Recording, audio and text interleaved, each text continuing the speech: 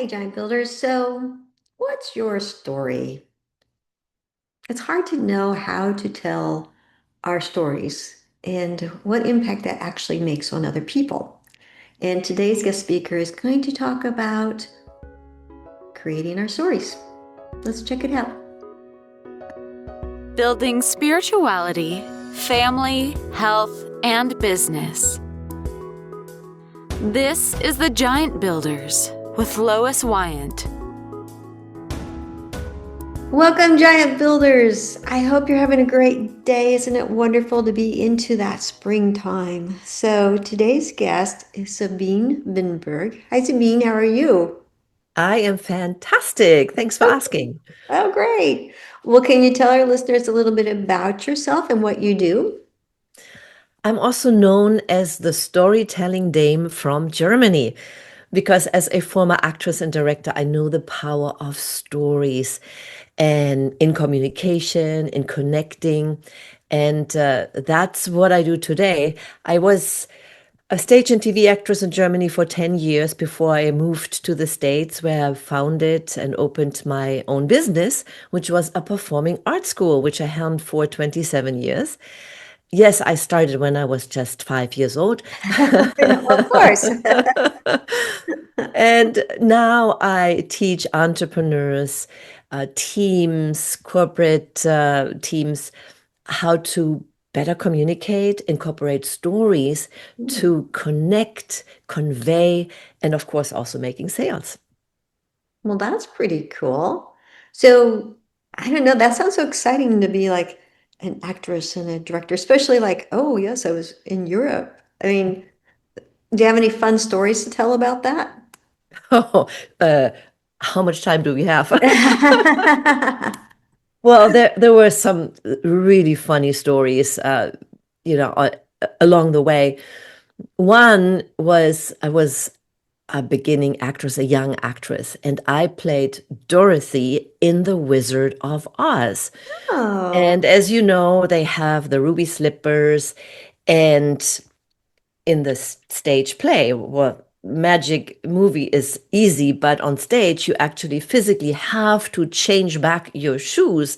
So, for those of the listeners who may not know the story, uh, so Dorothy goes into a fantasy land where she gets those ruby slippers and has all kind of magic with those ruby slippers. And when she comes back to Kansas, it looked like it was all a dream. So when she talks to her aunt and uncle, telling all about the wonderful experiences that she had, and then she pointed at her shoes. I look at the ruby slippers that I got, right? Of course, I was supposed to change back into my regular shoes so that it's, well, maybe it was a dream, maybe not, but I forgot. So I still had those shoes on. Now I was on stage and look, I saw those shoes.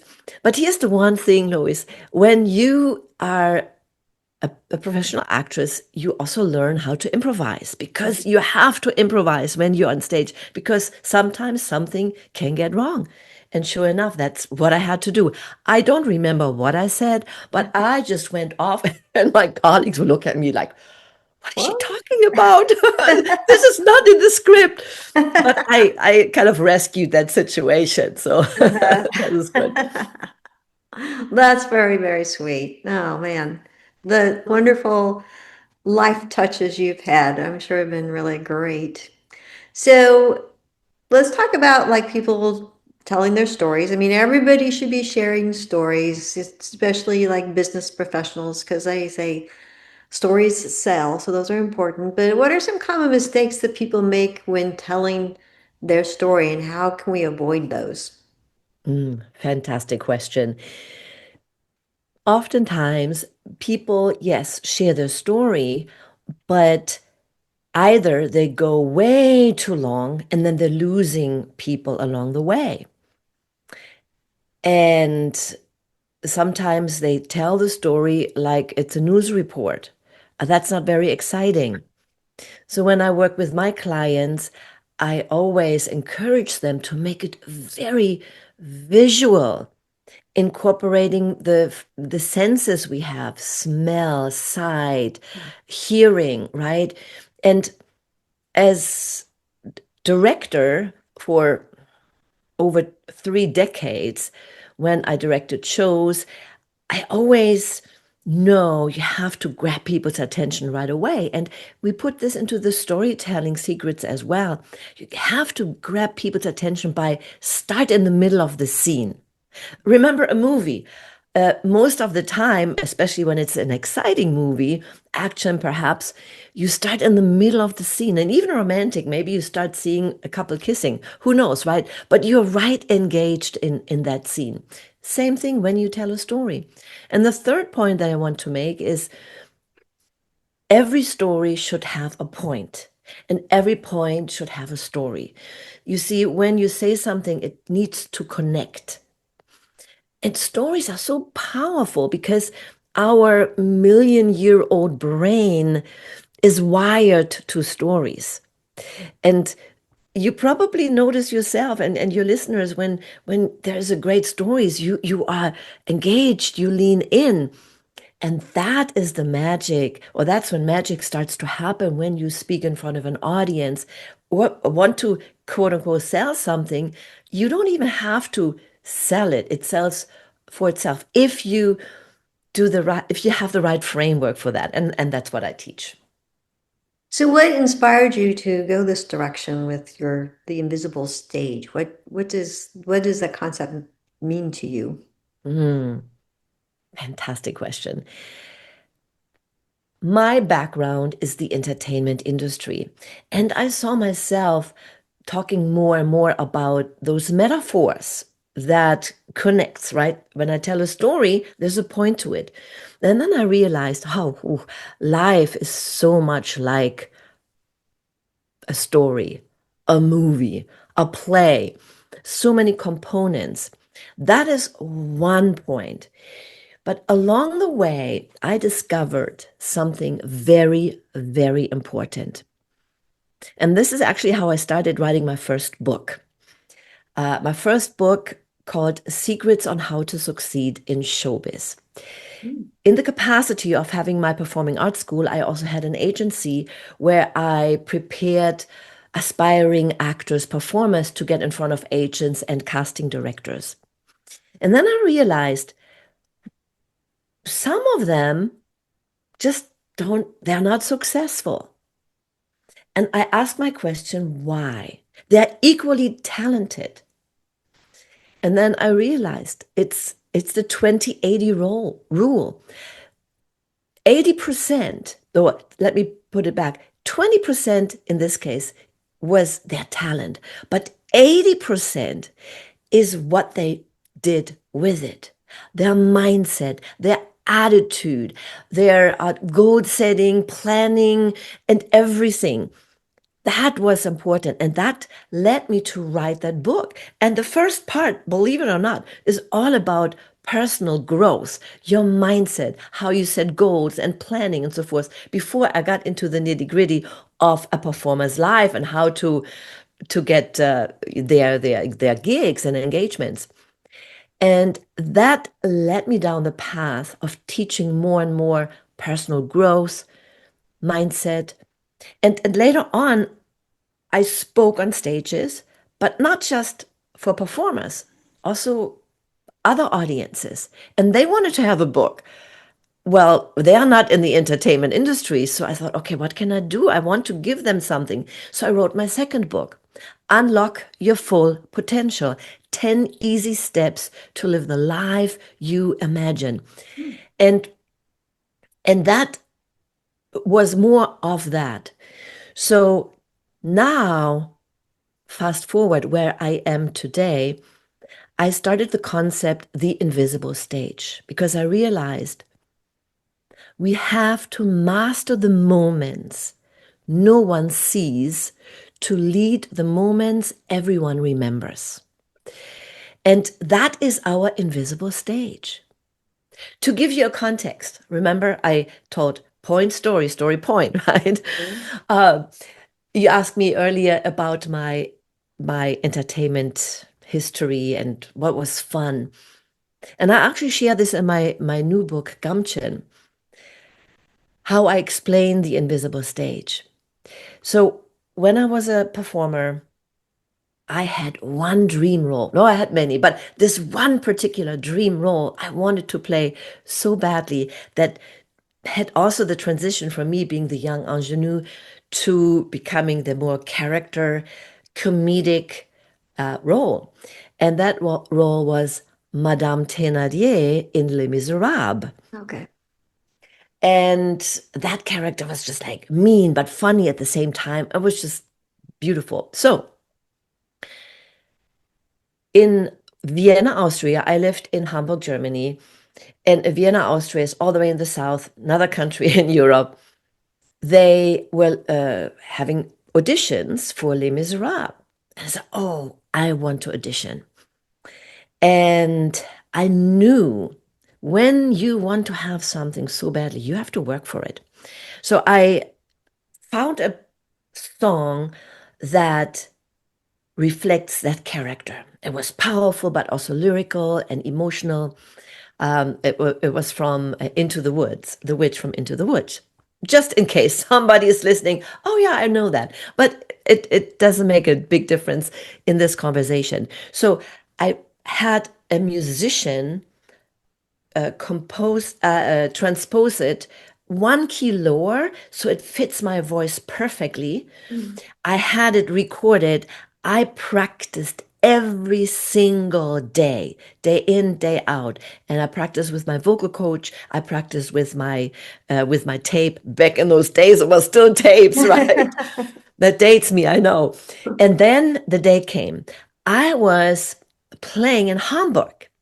Mondays, the theaters are dark, what we call. So there are no plays and you are off as performer, but that's when oftentimes auditions start. So Sunday night, I caught the night train from Hamburg to Vienna. So I got a little sleep, got out the next morning.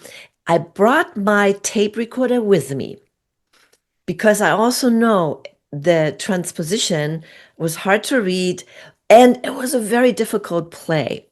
So I got in and I also prepared my mind. You know, it's just I'm just gonna do the best. I did everything I could. So I got into the audition, and I was just a, you know, spirited self, who I am, just being myself. Very important. Always be yourself. And so I handed the paper to the pianist, the accompanist, and I said, but if you want, I also have a tape here. I can also use that. And he said, yeah, use your tape. That was a relief because I knew it so well, right? Yeah. And so I did. So I had long hair at that time, had it crunchy. I took it out. I had a piece of material because I was performing the witch.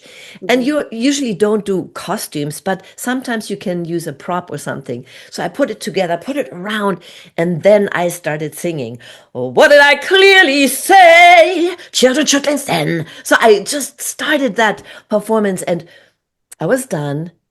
And then the director said, wouldn't you mind go upstairs with a musical director and practice something?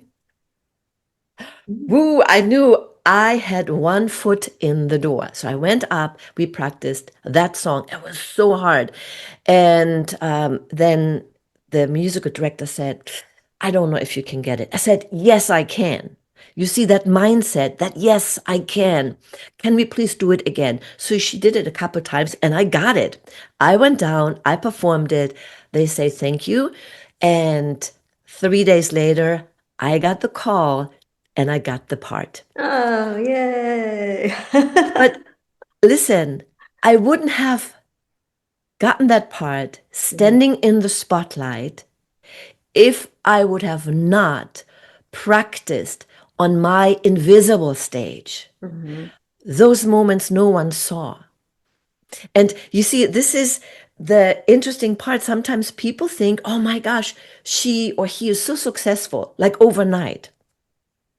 In 99%, you may have that lucky sperm or whatever, that 1% that gets, successful instantly with a lot of luck. But in most instances, it was like years in the making or months in the making. So I want to for everybody to understand that, and that is the premise of my invisible stage. That's a wonderful story. You know what, though, but what's going through my head is like, you have all this life experience, so you have all these big stories. What if somebody's saying, yeah, but I don't have a story. I don't have anything to tell. What would you suggest for them? You are wrong. You have a story. Everyone has a story. And of course, it depends on what life stage you are in. We all have experiences. And this is what I work with my clients. I have a community called a Vibrant Voices Network. And one of the things that we do there is to identify your story. I have so many clients that I don't know what to talk about. I don't have a story. And then I just listen and I engage in conversation. And every time I point out something and they say, oh my God, I have not thought about it this way. And this is when a coach, a mentor comes in because I have, or a mentor has, that bird's eye view. And of course, if you have a good coach, a good mentor, they're asking the right questions. And throughout my life experience, working over 3 decades with students and clients, I discovered a pattern and I am able to extract stories and I'm able to even show them a way how their story, how their life experiences can help someone else. And this is the power of sharing, in this case, your story, your experience. Sometimes when we hear story, it's like, I have to tell a life share changing story. No, no, no. Sometimes a story is also a situation you went through Hmm. and you got out on the other side smarter, and your experiences going through that situation, it can be anything: divorce, uh, abusive relationships, drug addiction, or simply raising a child. It doesn't even have to be so dramatic. Raising a child. I bet you there are moms, first time moms out there that would love to hear from you. And there are endless topics and areas that you can fill into, that you can share your experience and stories. I hope that answers your question. Yes, it does. So tell us about your book that's coming out. All right, my book that's coming out called Gumption, called Sacred Whispers, Bold Moves, and the Courage to Become. Sometimes people ask me, so what is it about? Obviously, it's a memoir, but I sometimes say, especially when people don't know me, it's somewhere between Chicken Soup for the Soul, Think and Grow Rich, and The Secret. And for those who don't know those books, Chicken Soup for the Souls are stories that are inspiring. And as I said, stories make a point, point make a story. So, of course, I share my life stories or excerpts. I cannot possibly share all of them, but the important ones that has a point to it. And then Think and Grow Rich has something to do how we approach life, what we do, the right mindset, and how we are successful in business. I had several businesses that I started and I was very successful, and I share that as well. And then The Secret is all about it brings some of the spirituality, also mindset, but a lot of the spirituality into it, because I believe we I know from myself, we are spiritual beings. Despite the religion, I'm not talking about religion, but there is a higher power that guides us. And I share some quite empowering story where that intuition guided me through life. And even young in my life, I share that story that basically started it, where I listened, followed my intuition, listened to that voice that literally changed, that literally, not changed, that too, but saved my life. And I share that story in the book as well. Um, but do you want to hear an interesting story? I do very much. So you have this podcast. I have a podcast as well called Become Empowered. And last year I was at the Podfest Expo in Orlando. I often speak there. I just came back, uh, was recognized and for this book. But let me go back a year. I was interviewed by a fellow podcaster. And after the interview, she came up to me and said, Sabine, you need to write a book. And then I just chuckled and said, I already wrote 3 books. She said, no, no, no, you don't understand. You have to write your book, your stories, your memoirs. You have such a colorful life, and the life experiences that you shared here on my podcast, or some of them, and the wisdom that you gained. You need to write that book. Ooh, I was a little bit taken by that, and I said, well, let me think about it. Now, Lois, in the back of my mind, I had that book somewhere. It's like one day, Mhm. right? So, following my intuition, following the guidance, I was then led to the expo hall where there are different vendors, and one of them was a New York publisher. And there was a sign says, pitch your book and we'll give you feedback. Well, I didn't have a book, but I thought, well, I might as well get feedback. So I put my name on there. Next day, I met with the director of publishing, and she said, oh, so I told her what I was doing. I told a little snippets of that story, and there was silence. I said, oh, was it bad?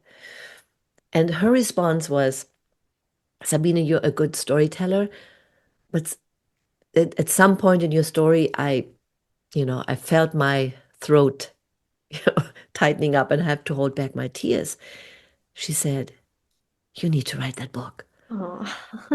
So, um, still that skeptic, we all have, right? We all Yeah, have that skeptic I said, doubt. well, maybe she invites everybody to write a book, right? Because there is a time commitment, obviously, but also financial commitment. Mhm. Right? Unless you are a famous person like Arnold Schwarzenegger, who writes his biography, right? I just pick him because he is in my field and he came from Austria and is now an American citizen, like I am.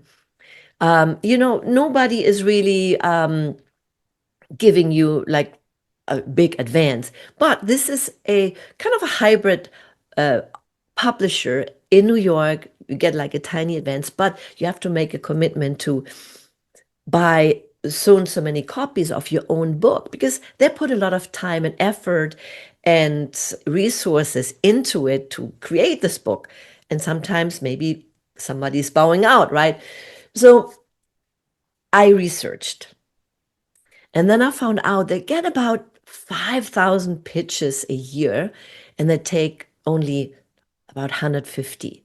So it's Mm. about 3%. Yeah. So, wow. Okay, that's it. That sealed the deal. And I said, yes. And a year later, I came, I just came back from a podcast, from Podfest, and there I was recognized as one of the new authors and the new book release of my book, Gamchen. And that kind of closed that circle. And that feels so good. Mhm. That feels so good. And, but not only for me, it feels good, but it feels good because what I always say to my clients and what I talk about on my podcast and in my content is we almost have an obligation to share what we've learned, to leave a legacy. And I've done that because I did write some books, but this is even more personal.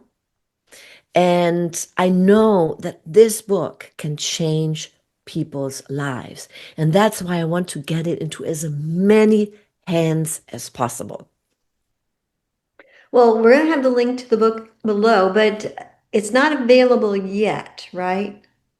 Right, right. Yeah. So what I would like to do for your audience here, Lois, is uh, give them a special gift. We like If gifts. so, if you want to order this book, you can click on the link that you see. Right, it'll be right below.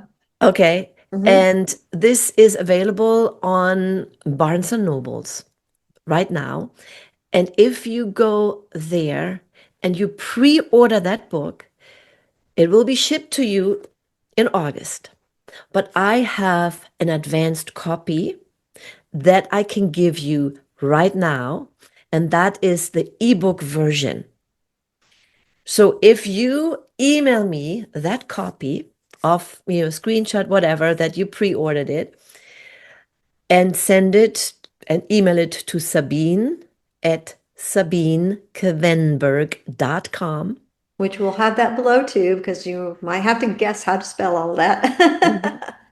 Then I will send you the ebook so you can start reading right away and you can be part of my journey, which I want to document. So I want to create a documentary about that.